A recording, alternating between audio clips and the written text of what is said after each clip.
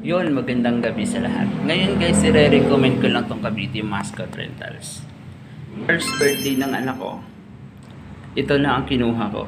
Hanggang nag-second birthday, 4th, 5th, yung Cavite Mascot Rentals lang talaga ang kinukuha ko.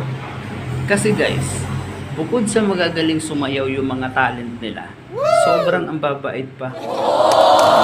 Ang pinakagusto ko rin sa kanila guys, yung nagmamanage ng time. Hindi sila on time dumating, ahead of time.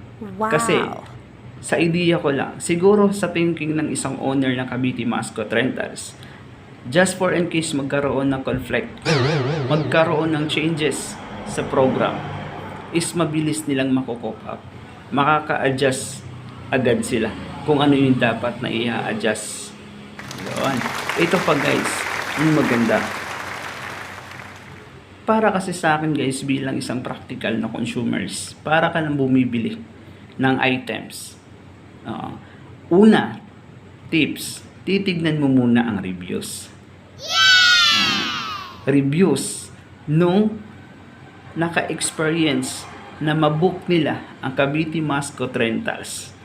Ito guys, tignan nyo ang page ng Cavite Mascot Rentals. Ito pa ang malupit.